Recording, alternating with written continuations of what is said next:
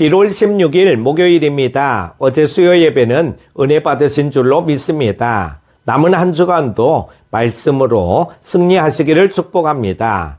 오늘 함께 묵상할 말씀은요, 요한복음 5장 19절에서 29절입니다. 그러므로 예수께서 그들에게 이르시되 내가 진실로 진실로 너희에게 이르노니 아들이 아버지께서 하시는 일을 보지 않고는 아무것도 스스로 할 수 없나니 아버지께서 행하시는 그것을 아들도 그와 같이 행하느니라.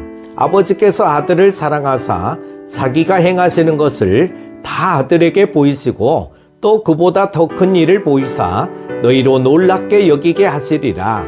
아버지께서 죽은 자들을 일으켜 살리심같이 아들도 자기가 원하는 자들을 살리느니라.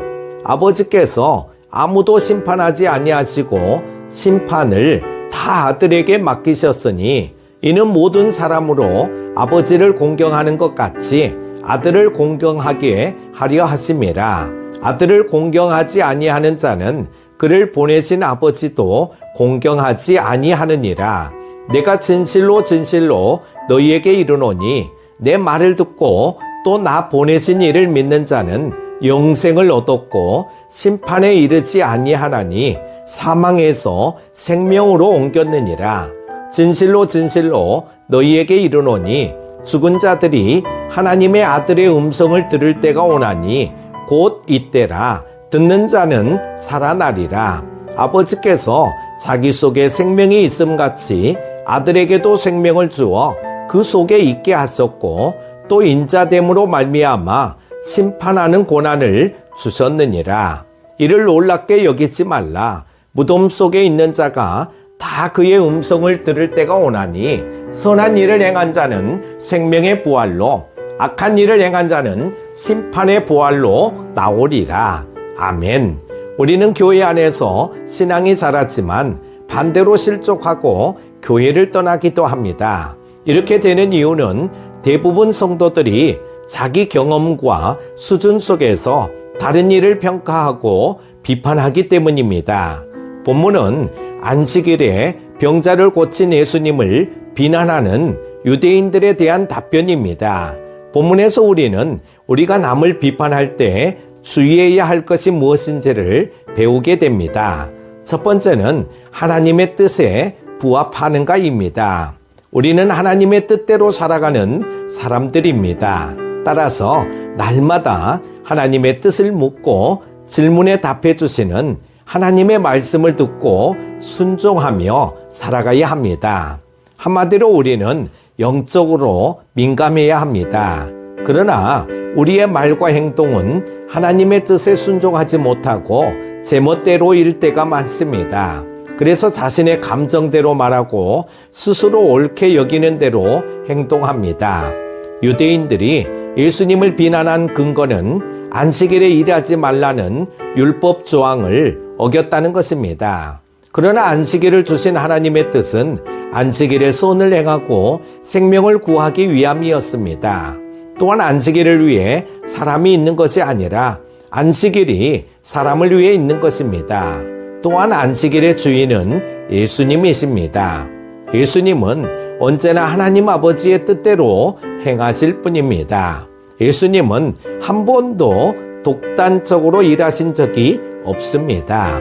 항상 기도하며 하나님의 뜻을 구하고 하나님의 권세를 위임받아 그 뜻대로 행하셨습니다.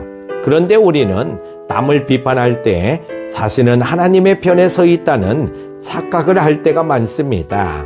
우리는 성화의 과정 속에서 함께 자라나는 쭉정이와 같은 교만을 매일 뿌리 뽑아야 합니다. 주님의 말씀의 깊이와 넓이와 높이를 바르게 깨닫는 사람만이 다른 이에게 주님의 뜻을 바르게 전할 수 있기 때문입니다. 두 번째는 성령님의 다스림을 받는가입니다. 교회 내 중직자는 성도들에게 신앙의 모습을 널리 인정받아 선출된 사람들입니다. 그러나 시간이 지나며 처음에는 그렇지 않더니 사람이 변했다는 소리를 듣는 경우가 있습니다. 판단하는 사람이 되었기 때문입니다. 예수님은 세상의 마지막에 다시 오셔서 선을 행한 자와 악을 행한 자는 심판하실 것입니다. 그러나 그 심판조차 당신의 뜻대로 하지 않으십니다. 오직 하나님 아버지의 뜻대로 의로운 심판을 행하십니다. 예수님이 이같이 행하시는 데에 우리들은 너무 쉽게 남을 정죄하고 비난합니다.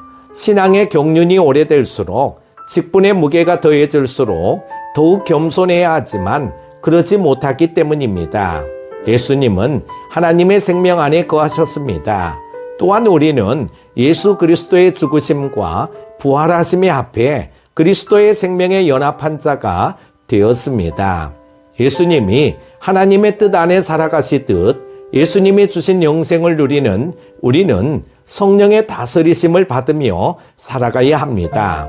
성령 안에서 우리의 혀가 온전히 제어되고 행동이 바르게 고쳐질 때 비로소 우리는 다른 이에게 바른 권면을 할 수 있는 것입니다. 사랑하는 큐티 가족 여러분, 우리는 깨닫지도 못하고 스스로 헤아리지도 못하면서 남을 비난해서는 안 됩니다. 남을 비난하는 그 비난으로 자신이 비난받게 되기 때문입니다. 따라서 남을 비판하기에 앞서 자신의 감정, 지식과 판단보다는 하나님의 뜻이 무엇인지를 묻고 깨달아야 합니다. 또한 우리의 말과 행동이 성령님의 통치 안에 들어가도록 순종해야 합니다. 오늘 하루도 주님 안에서 승리하십시오. 기도합니다. 하나님 아버지, 새 아침을 말씀과 더불어 힘차게 시작하게 하시니 감사합니다. 오늘 주신 말씀을 통하여 우리 모두가 더욱 성숙하게 하시며 비판하고 정죄하는 자가 아닌 축복하고 섬기는 자가 되게 하여 주시기를 원합니다.